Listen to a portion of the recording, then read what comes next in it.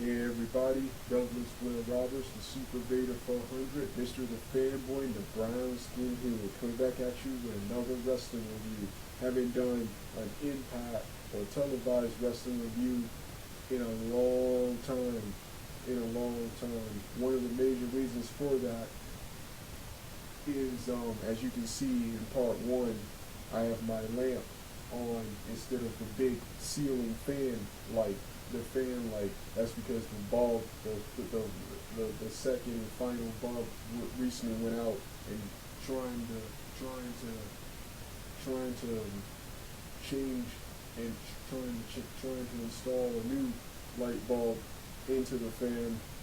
Will take some hassle because there's a giant dome in my way, and too lazy right now to ask for help. So there will be more reviews done like this. Unfortunately, back to the old style, and others during the day. So these are the reasons why you haven't seen multiple.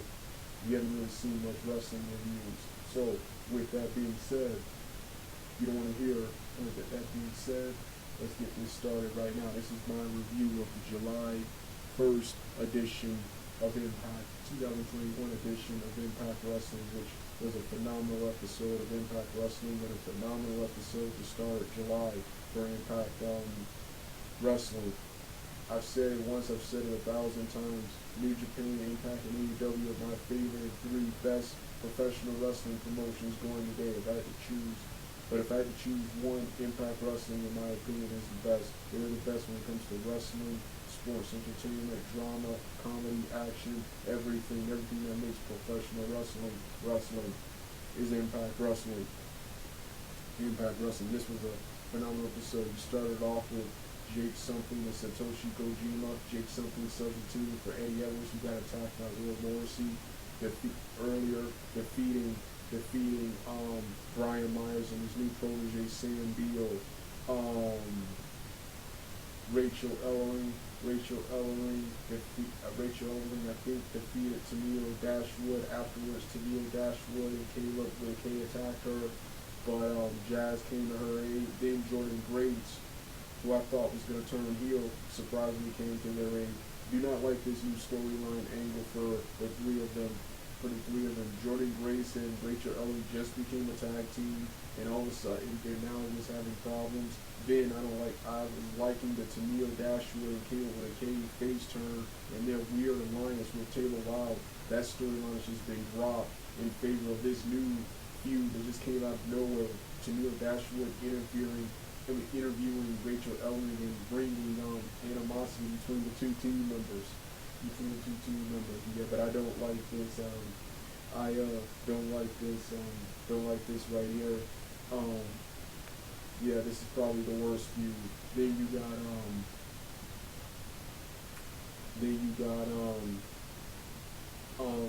oh yeah, T.J. Perkins and Fallah Ball wrestling Rich Swann and Willie Mack to a no contest because they all got attacked and laid out by Violent by Design.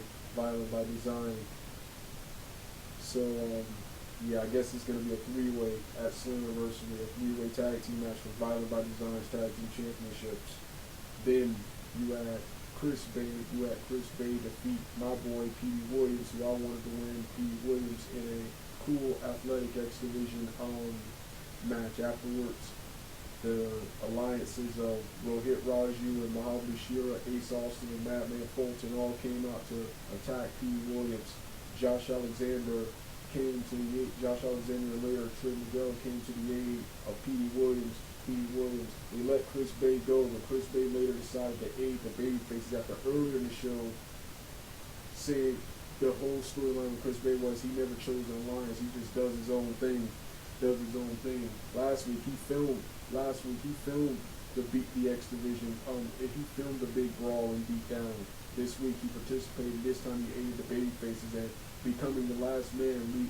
Even Huracanrani Madman Fulton over the ropes, leaving Ace Austin all alone out there.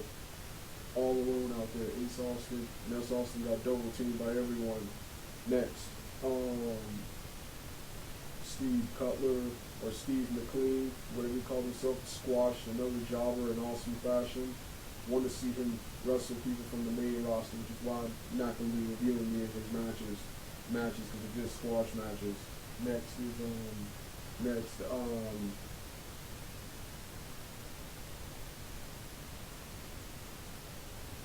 yeah.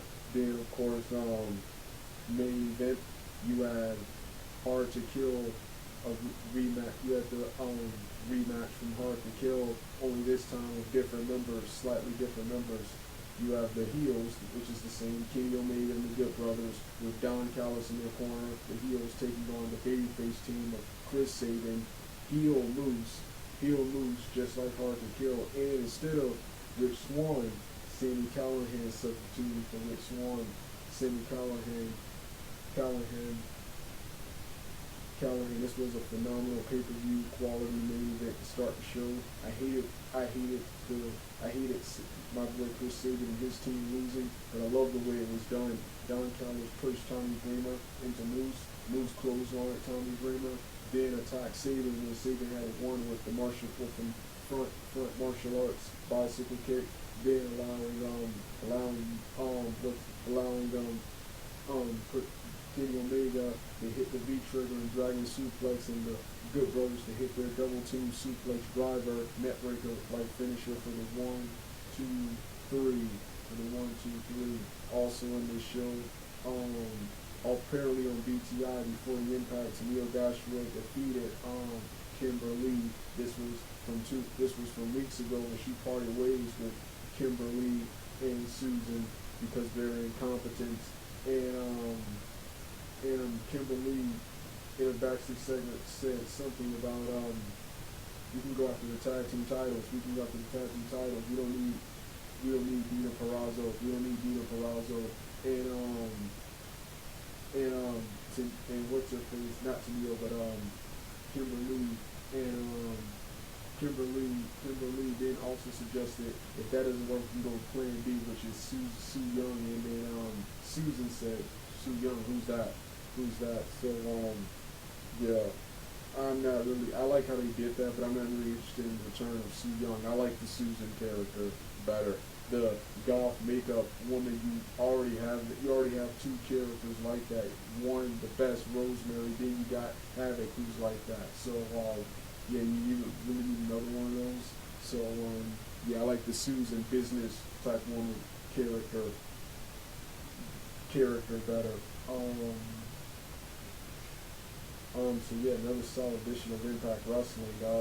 All the other problems I have will be no updates or appearances of Heath Slater.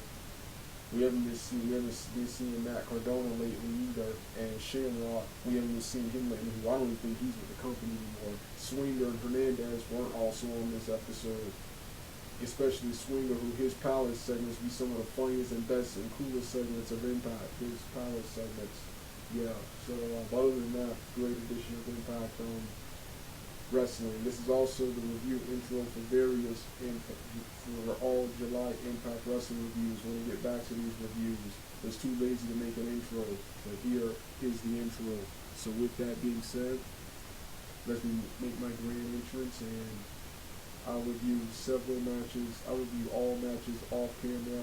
I'll review I'll review two of the matches off camera, and the main event on camera. So with that being said, let's get this party started right now.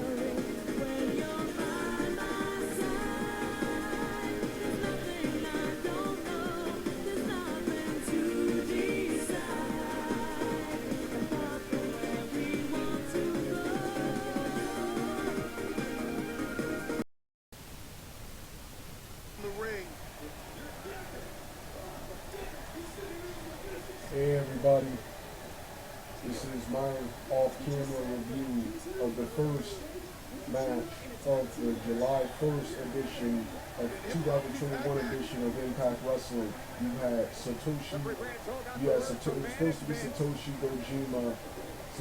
Kojima and Eddie Edwards taking on somebody, but Will Morrissey, Big Cass from WWE attacked Eddie Edwards in the parking lot and cut a promo about how Satoshi Kojima and Edwards, they're good friends, they watch each other's back, and no one was here to watch Eddie Edwards back, and he got attacked in the back. So instead,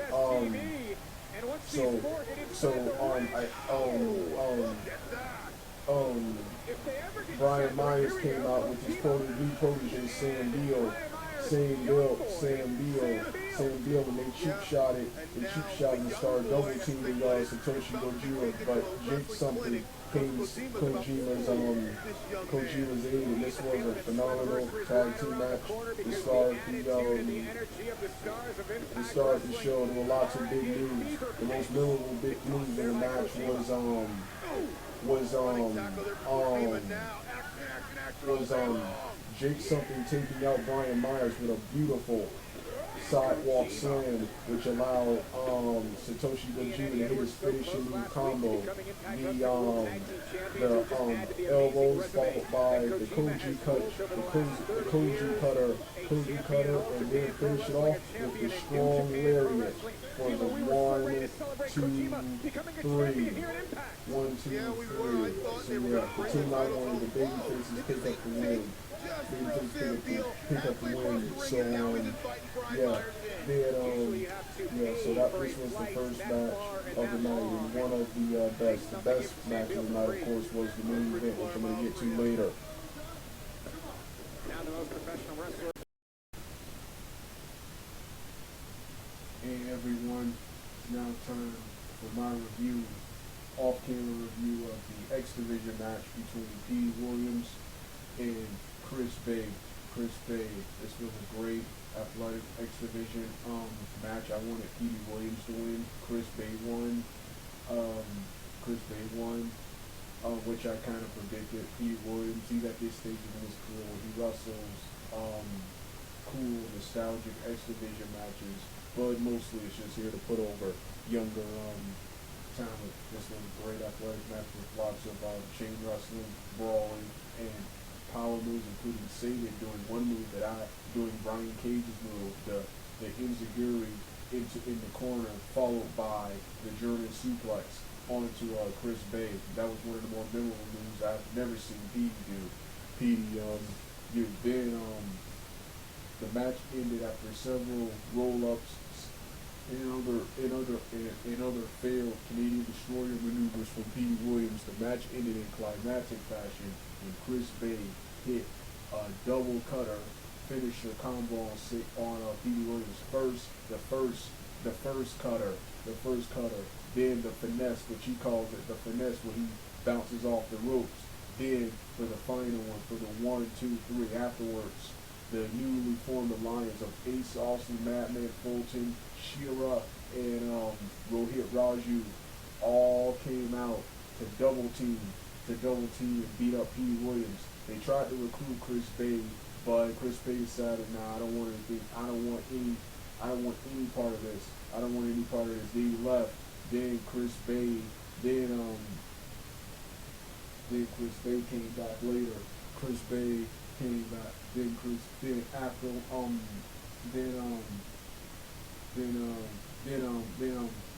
Chris Bay. He come back later. Josh Alexander, and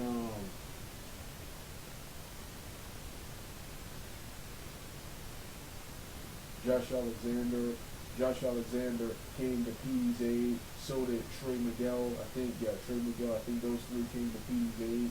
Together, they drove off everyone except for Ace Austin, leaving him all alone. And they double teamed Ace Austin.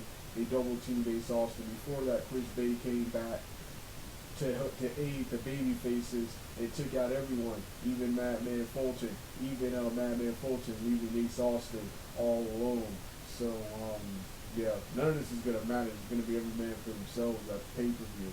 But it's interesting. at the pay-per-view Slammiversary. But yeah, that was interesting. So yeah, this was the Petey Williams Chris Bay match. Next, of course, is the quote-unquote main event, the best match of the night.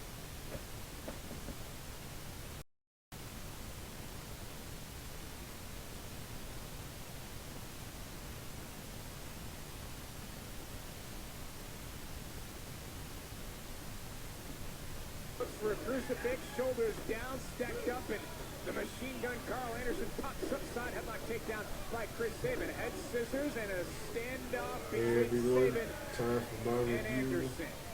of the Impact Wrestling July 1st edition. July 1st edition of the Impact Wrestling main event between the babyface team of Chris Sabin, the heel Moose, Chris Sabin's rival, nemesis, and Sami Callihan, taking on the heels, Kenny Omega,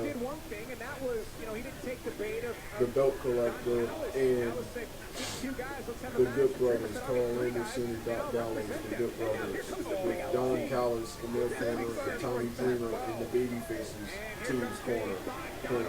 This was an awesome pay-per-view quality main event. So many awesome moves. Chris Sabin followed by Sami Callihan and Omega performed well in this match. Everyone played their part well. The team I wanted to win did not win. Instead, Sami Callihan, instead the Good Brothers won. I hated that Sabin and his team lost, but I love the way the Good Brothers did it. Moose, who earlier in the match, he started dissension amongst the team when he refused. When Sabin went in for the tag, Moose refused. And Sabin instead Sami Callihan came in unloading on everyone, and there was action everywhere. Moose would later leave. Tommy Dreamer tried to talk some sense into Moose, but Moose told Tommy Dreamer to back off. He does what he wants. Moose left. Don Callis, I hated this, but this was genius. Don Callis pushed Tommy Dreamer into Moose, and Moose clothesline Tommy Dreamer. Then Sabin, who's about to have it won with the cradle shot, he hit Sabin with the front kick, which allowed Kenny Omega to get the advantage again with the V-trigger and the dragon suplex.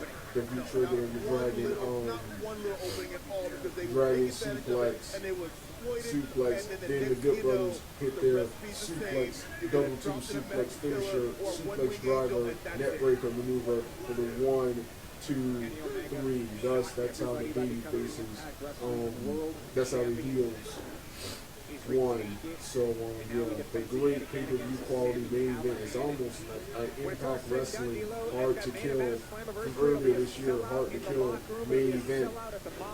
An Impact Wrestling Hard to Kill main event.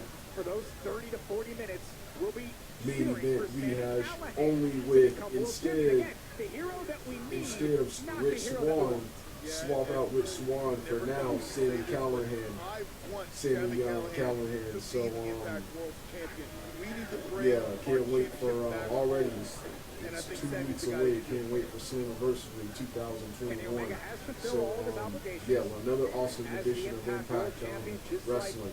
New Japan, Impact, and AEW are our top 3 favorite wrestling shows today. If you told me to pick one, it would probably be Impact Wrestling. They have the best wrestling, storyline, fights, drama, everything, drama and entertainment, everything that makes professional wrestling. However, the other 2 promotions I just mentioned are bigger and are much more popular and well received with fans. So, with that being said, if you don't want to hear the rest of the music, turn the video off right now. Like the precision, he put his hand and put Chris Sabin right on the button of the chin and saved him.